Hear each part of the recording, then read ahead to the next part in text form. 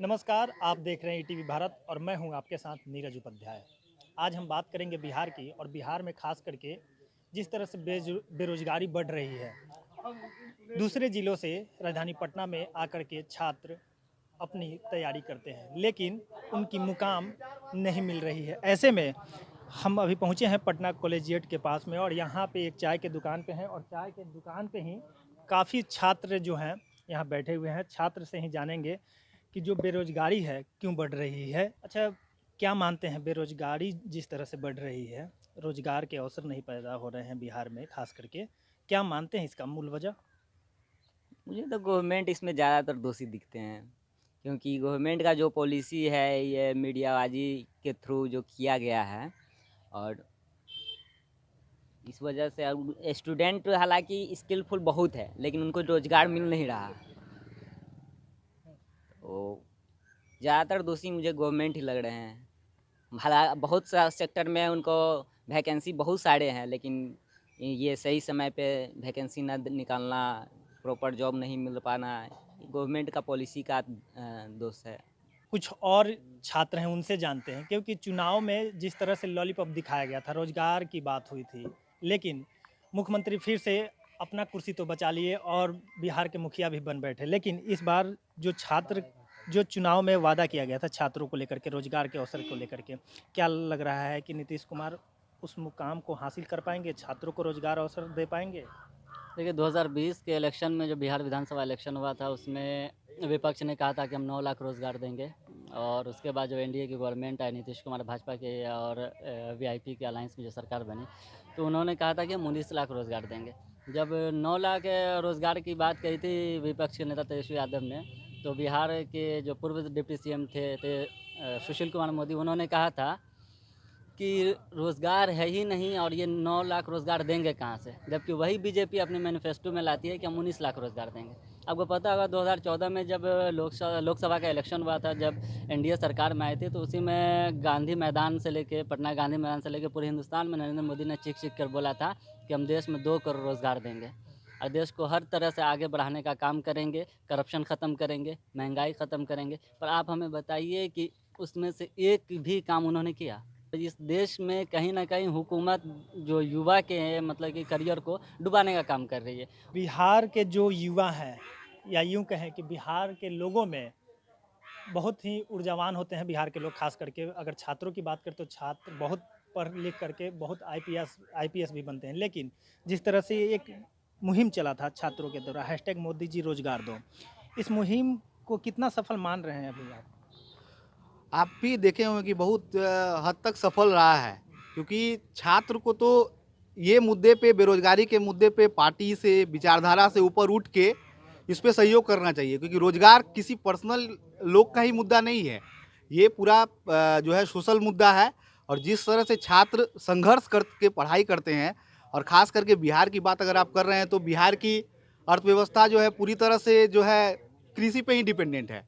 और जिस तरह से भारत में डिजिटलाइजेशन पे जोर शोर दिया जा रहा है, तो कहीं ना कहीं बिहार में बहुत सारे आप गांव में जाइएगा जिन्हें आज तक लैपटॉप चलाना भी नहीं आता है। तो किस तरह का डिजिटल इंडिया का प्रचार प्रसार हो रहा है, और कृषि पे जो लोग माने आश्रित है, वो अपने बच्चे से एक्सपेक्ट करके पटना विश्वविद्यालय जैसे संस्थान में पढ़ने के लिए भेजते हैं, और चाहते हैं कि वहाँ लोग पढ़ के अपना नाम जो है ऊंचा करें। लेकिन जिस तरह से विश्वविद्यालय का हालात ग्राफ गिरा है हालिया दिनों में, उससे तो कुछ भी उम्मीद करना जो है बेईमानी होगा आम छात्र के लिए।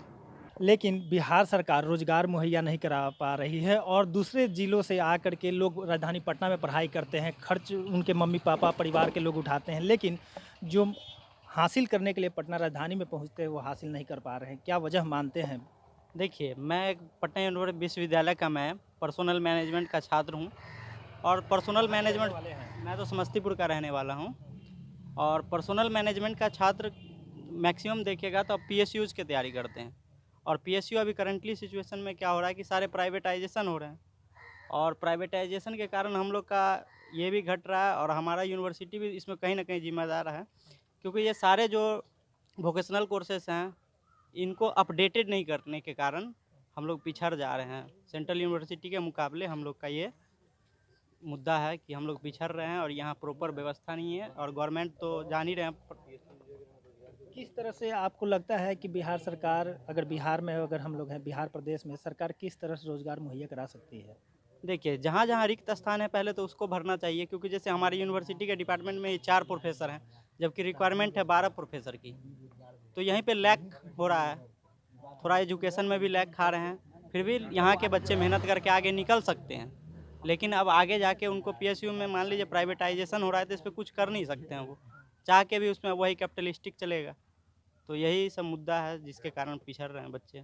लेकिन बिहार में जो कहते हैं कि डबल इंजन की सरकार है, लेकिन डबल इंजन की सरकार होते हुए भी अवसर नहीं हो पा रहे हैं, यानी कि रोजगार के अवसर नहीं मिल रहे हैं युवा को। तो ऐसे में कुछ और युवा हैं, उनसे जानते हैं। क्या नाम है आपका? अशरफ अली मेरा नाम हुआ, कहाँ के रहने वाले? मधुबनी डिस्ट्रिक्ट। मधुबनी से आप इतने दूर से आकर के पटना में पढ़ाई कर रहे हैं।